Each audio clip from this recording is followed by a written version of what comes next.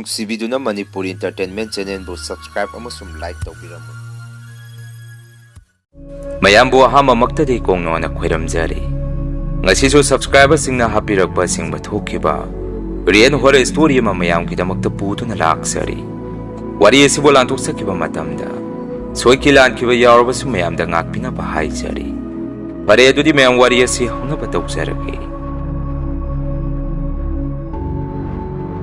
ꯋꯥꯔꯤ ꯑꯁꯤ ꯉꯁꯤꯗꯒꯤ ꯆꯍꯤ 4ꯃꯨꯛꯀꯤ ꯃꯃꯥꯡꯗ ꯊꯣꯛꯈꯤꯕ ꯊꯧꯗꯣꯛ ꯑꯃꯒꯤ ꯋꯥꯔꯤꯅꯤ꯫ ꯃꯇꯝ ꯑꯗꯨꯗ ꯑꯩꯈꯣꯏ ꯌꯨꯝꯊꯪꯅꯕꯗ ꯍꯅꯨꯕꯤ ꯆꯍꯤ ꯌꯥꯝꯂꯕꯤ ꯑꯍꯜ ꯑꯃ ꯂꯩꯔꯝꯃꯤ꯫ ꯑꯍꯜ ꯑꯁꯤꯒꯤ ꯃꯃꯧ ꯅꯨꯄꯤ 2 ꯑꯃꯁꯨ ꯂꯩꯔꯝꯃꯤ꯫ ꯅꯣꯡꯃꯇ ꯑꯍꯜ ꯑꯁꯤꯒ ꯃꯃꯧ ꯅꯨꯄꯤ ꯑꯅꯤꯁꯤꯒ ꯎꯅꯕ ꯌꯥꯔꯝꯗꯦ꯫ ꯄꯨꯀꯠꯇ ꯈꯟꯅꯔꯝꯃꯤ꯫ ꯃꯆꯥꯅꯨꯄꯥ ꯑꯅꯤꯗꯨꯅꯁꯨ ꯃꯃꯥꯁꯤ ꯀꯌꯥ ꯏꯟꯊꯤ ꯅꯨꯡꯉꯥꯏꯅ ꯌꯦꯡꯁꯤꯟꯕꯤꯔꯝꯗꯦ꯫ ꯑꯍꯜ ꯑꯁꯤ ꯊꯥꯏꯅꯒꯤ ꯌꯨꯝꯖꯥꯎ ꯑꯃꯟꯕ ꯑꯃꯗ ꯃꯇꯣꯝꯗ ꯊꯣꯡ ꯊꯥꯛꯄ ꯇꯧꯔꯒ ꯆꯥꯔꯝꯃꯤ꯫ ꯑꯍꯜ ꯑꯗꯨꯒꯤ ꯃꯇꯧ ꯑꯗꯨꯗ ꯑꯩꯈꯣꯏꯗ ꯌꯦꯡꯕꯗ ꯌꯥꯝꯅ ꯅꯨꯡꯉꯥꯏꯔꯝꯗꯦ꯫ ꯑꯁꯨꯛ ꯑꯍꯜ ꯑꯣꯏꯔꯕ ꯃꯇꯝ ꯑꯁꯤꯗ ꯃꯆꯥ ꯃꯃꯧꯒꯤ ꯁꯦꯕꯥ ꯐꯪꯉꯒ ꯂꯩꯒꯗꯕ ꯃꯇꯝ ꯑꯁꯤꯗ ꯃꯇꯣꯝꯗ ꯊꯣꯡ ꯊꯥꯛꯄ ꯇꯧꯔꯒ ꯆꯥꯔꯤꯕꯁꯤ ꯄꯥꯞ ꯆꯦꯜꯂꯦ ꯈꯜꯂꯝꯃꯤ꯫ ꯑꯩꯈꯣꯏꯁꯨ ꯏꯃꯥꯒ ꯕꯕꯥꯒꯗ ꯑꯍꯜ ꯑꯗꯨꯒꯤ ꯃꯔꯝꯗ ꯅꯨꯡꯉꯥꯏꯔꯛꯇꯕꯗꯒꯤ ꯋꯥꯔꯤ ꯋꯥꯇꯥꯏ ꯑꯗꯨꯝ ꯁꯥꯔꯝꯃꯤ꯫ ꯃꯇꯝ ꯑꯗꯨꯗ ꯕꯕꯥ ꯏꯃꯥꯅ ꯑꯩꯈꯣꯏꯗ ꯑꯁꯨꯝꯅ ꯍꯥꯏꯔꯛꯈꯤ, "ꯅꯈꯣꯏꯅꯗꯤ ꯈꯪꯗ꯭ꯔꯤꯕ, ꯑꯍꯜ ꯑꯁꯤꯁꯨ ꯄꯨꯛꯐ ꯐꯕ ꯑꯍꯜꯗꯤ ꯅꯠꯇꯦ꯫ ꯊꯥꯏꯅ ꯂꯥꯏꯇꯤꯟ ꯁꯥꯟꯅꯔꯒ ꯃꯤꯒꯤ ꯃꯍꯥꯟ ꯇꯥꯍꯟꯕ ꯌꯥꯝꯅ ꯀꯟꯅ ꯁꯤꯜꯂꯝꯕ ꯑꯍꯜ ꯑꯃꯅꯤ꯫ ꯃꯥꯒꯤ ꯅꯨꯄꯥꯗꯨꯁꯨ ꯃꯥꯅ ꯂꯥꯏ ꯁꯥꯟꯅꯃꯟꯕꯗꯒꯤ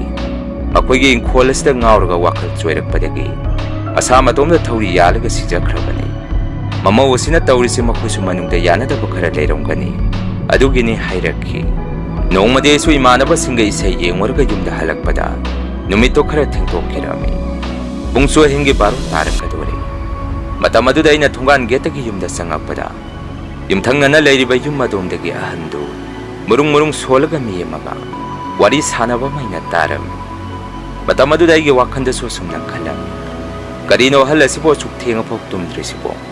ꯍꯧꯖꯤꯛꯐꯥꯎ ꯀꯔꯤ ꯇꯧꯔꯤꯕꯖꯥꯠꯅꯣ ꯈꯜꯂꯝꯃꯤ꯫ ꯉꯥꯏꯍꯥꯛꯀꯤ ꯃꯇꯨꯡꯗꯗꯤ ꯑꯩꯁꯨ ꯌꯨꯝ ꯃꯅꯨꯡꯗ ꯆꯪꯉꯛꯈꯤ꯫ ꯑꯩꯅ ꯏꯃꯨꯡꯗ ꯍꯦꯛ ꯆꯪꯉꯛꯄꯒꯁꯨ ꯏꯃꯥꯗꯤ ꯇꯨꯝꯃꯝꯗ꯭ꯔꯤ꯫ ꯑꯩꯅꯁꯨ ꯏꯃꯥꯗ ꯑꯁꯨꯝꯅ ꯍꯥꯏꯔꯝꯃꯤ, "ꯏꯃꯥ, ꯍꯧꯖꯤꯛ ꯑꯩꯅ ꯊꯣꯡꯒꯥꯟꯗꯒꯤ ꯒꯥꯔꯤꯁꯦ ꯏꯜꯂꯒ ꯆꯪꯉꯛꯄꯗ ꯌꯨꯝꯊꯪꯅꯕꯒꯤ ꯑꯕꯣꯛꯁꯦ ꯍꯧꯖꯤꯛꯐꯥꯎ ꯇꯨꯝꯗ꯭ꯔꯤꯕ ꯃꯥꯜꯂꯤ꯫ ꯃꯆꯤꯟꯗ ꯃꯔꯨꯡ ꯃꯔꯨꯡ ꯀꯔꯤ ꯇꯧꯔꯤꯅꯣꯁꯨ ꯈꯪꯗꯦ, ꯃꯈꯣꯜ ꯑꯃ ꯇꯥꯏ" ꯍꯥꯏꯔꯝꯃꯤ꯫ ꯑꯩꯒꯤ ꯋꯥꯗꯨ ꯇꯥꯕꯗ ꯏꯃꯥꯅ ꯑꯁꯨꯝꯅ ꯍꯥꯏꯔꯛꯈꯤ, "ꯍꯌꯦꯡꯈꯩꯗꯤ ꯊꯦꯡꯅ ꯌꯨꯝꯗ ꯍꯜꯂꯛꯀꯅꯨ꯫ ꯅꯪꯅ ꯆꯠꯊꯣꯛꯈꯤꯉꯩ ꯉꯁꯥꯏꯋꯥꯏ ꯑꯍꯜ ꯑꯁꯤꯒ ꯃꯆꯥ ꯃꯃꯧ ꯅꯨꯄꯤ ꯃꯈꯣꯏ ꯄꯨꯟꯅ ꯈꯔ ꯂꯥꯎꯅꯈꯤꯕꯅꯤ꯫ ꯆꯪꯉꯣ, ꯆꯥꯛ ꯆꯥꯊꯣꯛꯑꯒ ꯐꯃꯨꯡꯗ ꯇꯨꯝꯃꯨꯔꯣ" ꯍꯥꯏꯔꯛꯈꯤ꯫ ꯉꯥꯏꯍꯥꯛꯀꯤ ꯃꯇꯨꯡꯗꯗꯤ ꯑꯩꯁꯨ ꯆꯥꯛ ꯆꯥꯔꯒ ꯐꯃꯨꯡꯗ ꯇꯨꯝꯕ ꯆꯪꯉꯝꯃꯤ꯫ ꯃꯇꯝ ꯑꯗꯨꯗ ꯑꯍꯜ ꯑꯗꯨ ꯂꯣꯛ ꯀꯪꯈꯨ ꯀꯪꯈꯨ ꯈꯨꯕ ꯃꯈꯣꯟ ꯈꯔ ꯊꯦꯡꯉꯐꯥꯎ ꯑꯩꯅ ꯇꯥꯔꯝꯃꯤ꯫ ꯉꯥꯏꯍꯥꯛꯀꯤ ꯃꯇꯨꯡꯗꯗꯤ ꯑꯩꯁꯨ ꯇꯨꯝꯊꯈꯤ꯫ ꯑꯗꯨꯕꯨ ꯅꯣꯡꯉꯥꯜꯂꯛꯄ ꯃꯇꯝꯗꯗꯤ ꯑꯩꯁꯨ ꯊꯦꯡꯅ ꯍꯜꯂꯛꯇꯨꯅ ꯇꯨꯝꯁꯤꯜꯂꯨꯕꯒꯤ ꯏꯁꯥꯁꯦ ꯐꯅ ꯊꯦꯡꯉꯐꯥꯎ ꯅꯣꯡꯉꯥꯜꯂꯐꯥꯎ ꯇꯨꯝꯃꯝꯃꯤ꯫ ꯆꯔꯛ ꯑꯗꯨꯗ ꯑꯩꯈꯣꯏ ꯏꯆꯦꯅ ꯑꯩꯒꯤ ꯁꯥꯟꯗꯣꯝꯗꯨꯅ ꯍꯧꯗꯣꯛꯄꯤꯔꯛꯈꯤ,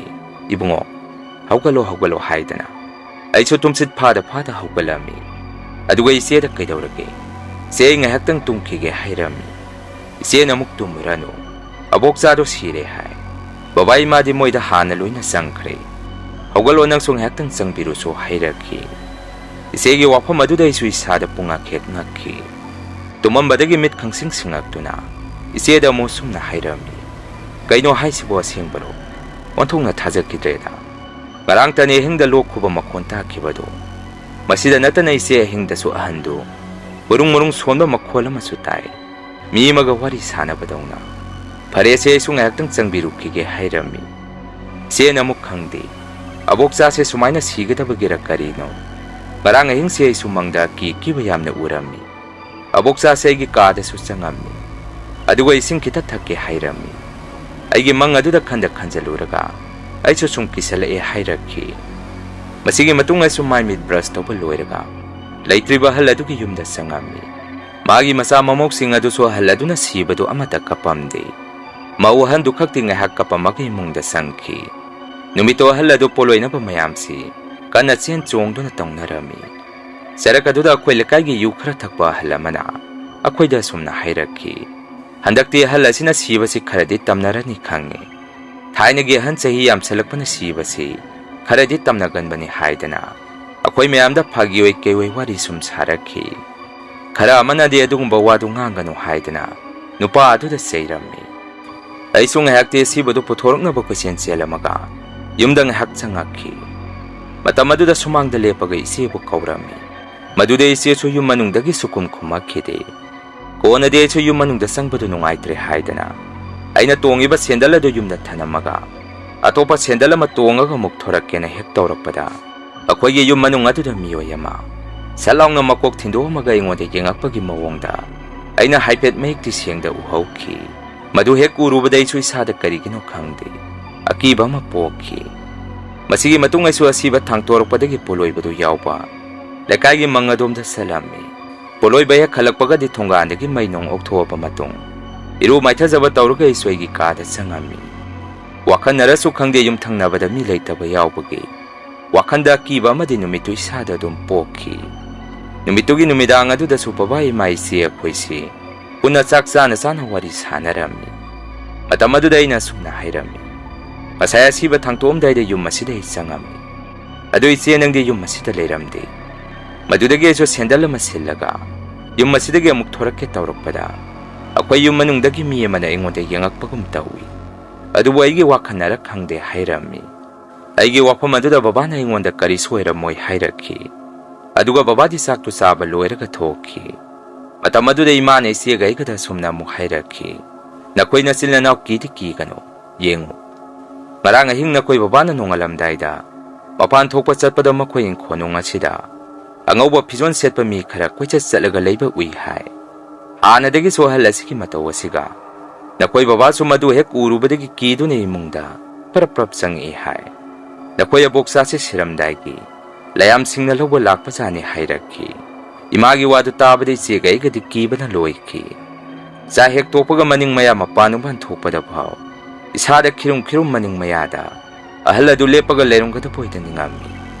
Maduna ngatana sa hek topaga isega igadi phamungda changaga tumnarami. Numitu sunga na tumsan kibagi rakarino. Ahingda mika puthokda thorami. Maduna icha tumsan naba honabade isada awaba mo oiki. Konadi fonda pung yengupa matamdadi. Ahingi pung ama khara henbada ngairami. Aigi wakhanda su mamangda imana tamakhiba wari duga. Aina ukiba singaduga khanda khanjaluraga. Kiman khiduna misi wisanba ngamamkhide. Serakaduda mamangda ina takhiba haladuna. Lokhubagi makhol adugum.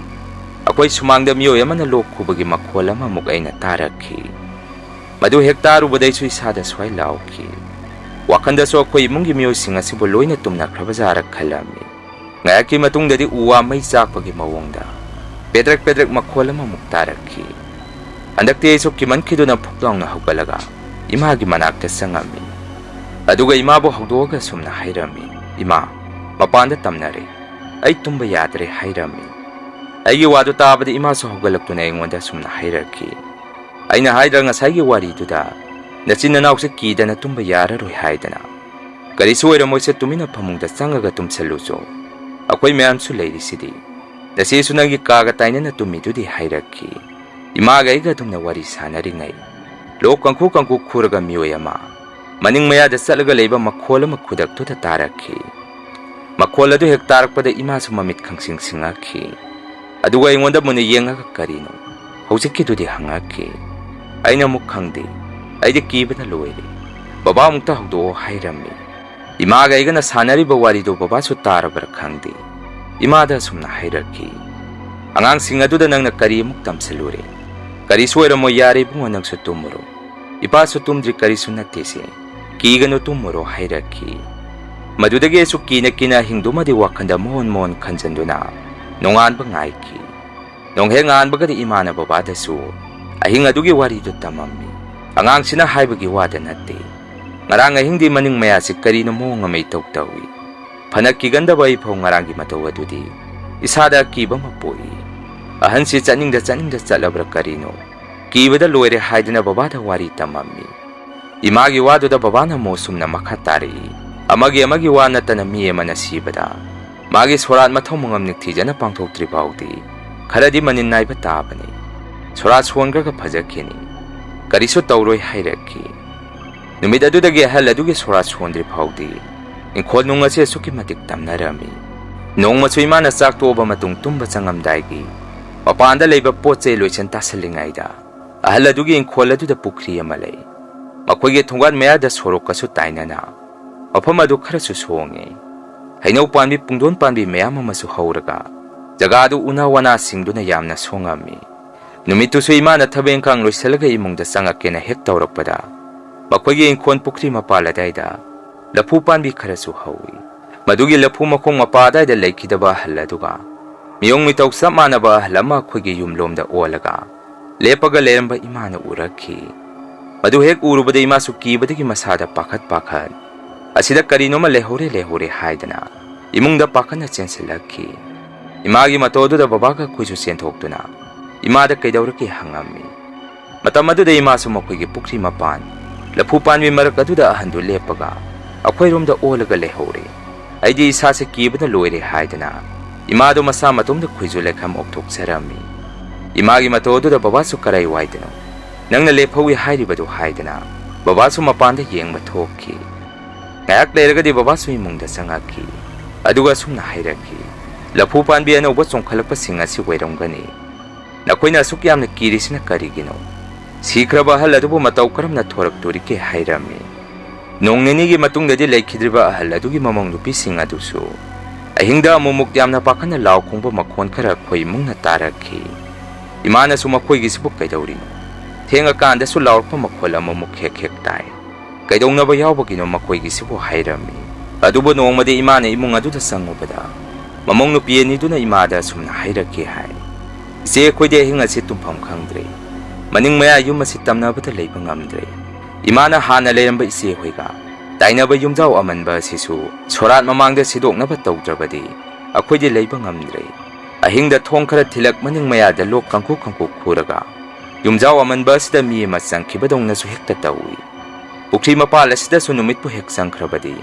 Mamni tawba marakasda mi ma lepaga leibadongna. Mami sami mitta hekta ui. Ahingda su akwai aki khang yamna nangle.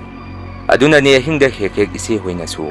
Akoina lawba makon tai hairidu hairaki. Makoi mawani dugi wafam aduda imana su. Noida nate akoi su kibadan loirabani. Akoi su phanyam thengnaba yawkre hairami. Asumna hal aduna hana leramba yumjaw amanba adusu. Baba hoi masanupa singduga tawraga loina sidoami. Yumjaw adu hek sidokibadagi akoiga moiga su. Ingan na loina unarami. Numitugi ahing aduda su angakpani. Yumjaw adu sidokibadagi yumani ahumsi. Asuki matik tamnarami. Makoigi yunggi sumang adomdagi ahal aduna kappagi mawangda. Miyama na sutchut singbagi makhola matarami. Makoi yunggi kolik sing adu su miyama na saong na langkay ko kay tawbagi mawangda. Gonggong ahing aduda makon kaya matarami. Akoy su makon sing adu tabada tumba matayanaramdi. Imana su akoy dahal adugi suratubo kaya mwali basano haidana. Kutek tu na numit masingay na duna mayam sulay narami. Masigi matungdadi yamna wana ahal adugi surat ki matamdu su yawsalaki. Surat hayang ni haibagi nga sigumba hinga sidadi. Ahal adugi imong danatana akoy imong puyaw na. Manung dalay ba kolik mapana tambak kolik. Bukam tengkot sa puya na singba singasi. Ahing da gonggong makadaloy na ning kairaki. Numitugi matodo da imong adu dalay ba mawani dugi marimata. Yung maduda hayang surat ki lek palakpa singadusu. Kido na akoy gidaloy na sensenaraki. Makoy di tumbo pongam naramdi. Pamungkang doon ga si gonggong hay no ba tawri. Surasi hek loy baga di moisu mayum daloy na hankrani. Moisu kire hay din akoy gidalay rami. Asum na nung hengaan baga di yam na wana haladugi surat adu. Ningtija na mapungpana sonbirami. Surat hek son ki baga di hanat tamnarang basing adu. Kara makay di paki. Adu bo marak tadi makoy giingkwan maton. Pukri mapaladay da haladu amumuk tokpadi. Yumani ahum sinateng narami. Mapam adu da haladu na hana laitin sanan basing adu. Jaga aday da suloy silam kihay. Maduna mapam jaga adu madi matampung bada ayung nung tinuwera basu. Adu muksu aga imam mamaga layba mapamama wairami. Marak ta su ay ngating bayum da halagpada. Makoy gi thungan mapaday da mamisami. Mi malepaga layambaga su hekta tengnay. Maduong na tengnaruraba miyo yadudi. Masada hekta nagali. Maibi yenguba matamda su tainigi ahanna. Laitin sanaramaga losenba walhaubagini. Sidi sumaina sumatampumada tawraga layrani. Laitin panak khweramaga su kari su kanararo. Thungala siya sumda paluno. Kara thedok thejin tawraga maike yatopa amada olaga palu hairami. Maiga mutpa matamdadi akhoi thungando lalaga satkani khanbada. Isada akiba ma oe. Masini mayam ngasigi riyan horror story. Mathangi warida mayam punamuk thengnarasi. Masigidi mayamdaki ꯀꯥꯏꯅꯅꯕ ꯕꯤꯗꯥꯏ ꯂꯧꯖꯔꯤ꯫